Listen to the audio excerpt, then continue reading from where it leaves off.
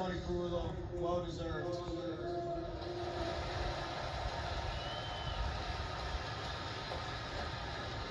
This is unbelievable.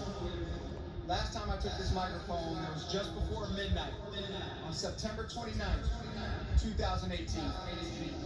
We won 1-0 in extra innings. I drew a walk and popped out to the first baseman. Now that might not seem very memorable to most of you, but to me, that meant the world. That night, I fully realized the extent of the relationship I had developed with the city of New York, and in particular, this Mets fan base.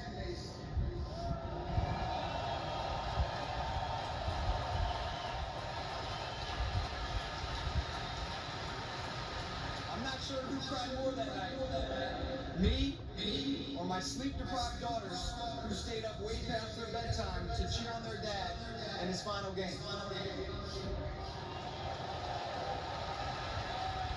I mentioned this incredible moment in my life, not to reminisce, like a lot of us old, broken down, former players like to do, but to acknowledge that we have truly formed something extraordinary in this game. An 18-year-old kid from Virginia, having the privilege of being a lifelong Met and developing an unbreakable bond with the best fan base in baseball.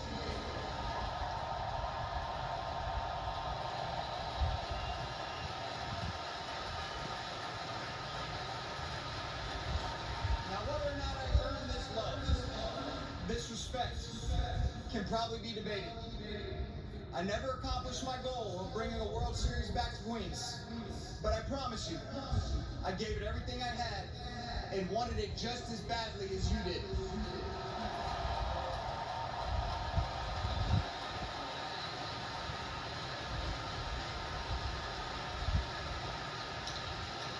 And I think this fan base recognized that and was willing to genuinely have my back and support me unconditionally through the good and the bad. And for that, I will always be thankful.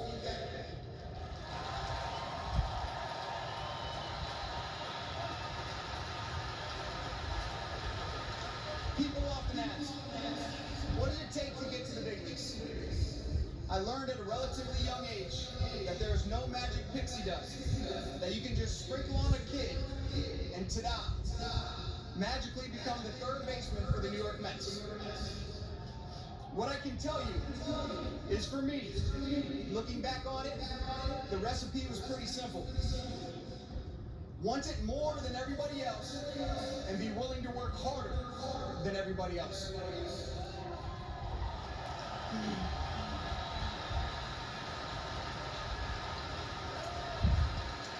Have a top-of-the-line support system. In this support system, have 2 parents named Ron and Elisa, and 4 grandparents named Cletus, Henry, Helen, and Marie, that were willing to sacrifice all of their time, energy, and money to make sure I could play this beautiful game as often as I liked.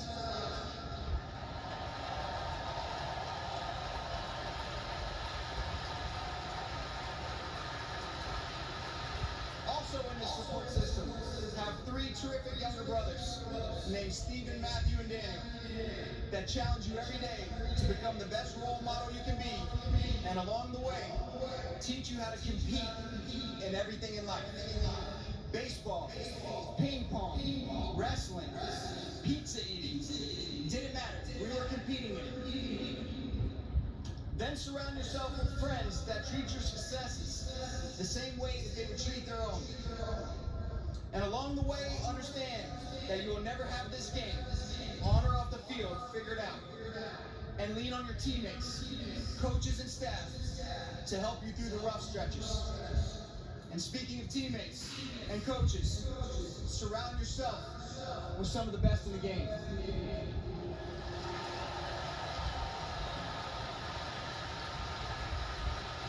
After that, find a continuation of that same structured support system with a wife named Molly that partners with you, that takes that same work ethic and goal-setting mentality into life after baseball. in particular parenting, all while becoming a very mediocre soccer, softball, and baseball coach to your 3 kids, Olivia, Madison, and Brooks.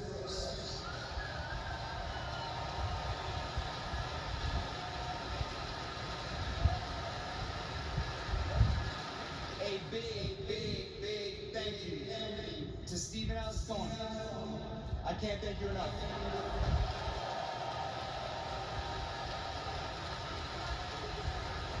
And their awesome support staff for this incredible honor and for your friendship.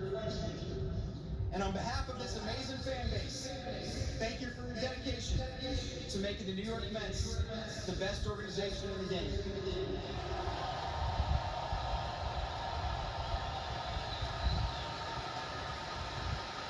And thank you to their predecessors, the Wilpon family, for allowing me to live out my dream of playing for my favorite team my entire career.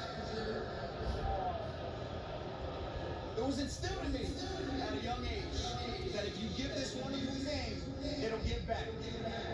I gave everything I had to this game, and this game has been so gracious in what it's given me, including playing in front of 40,000 friends in each night for almost 15 years.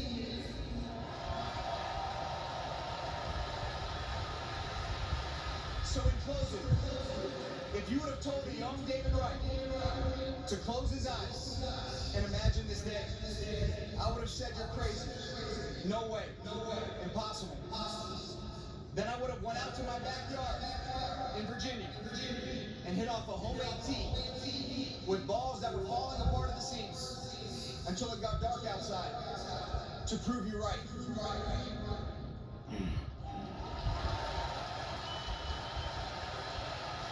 My 3 wonderful kids, Olivia, Madison, and Brooks, often use the term for real life, when on occasion, they're telling the truth.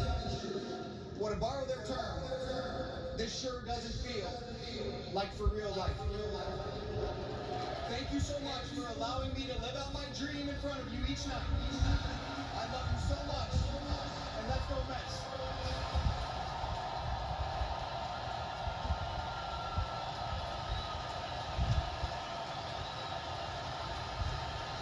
Good, Lou. Let's go.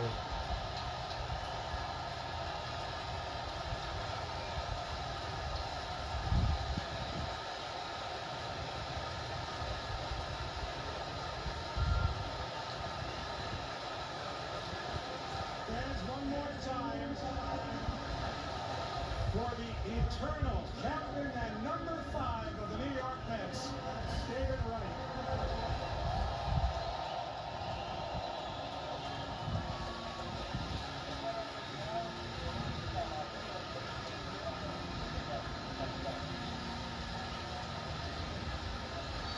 A day with few parallels in Mets history. The absolutely beloved captain of the Mets, a lifetime Met, David Wright, sees his number go to the rafters. And he may have been able to barely hold back tears, but I'm not sure that the rest of us were able to do so.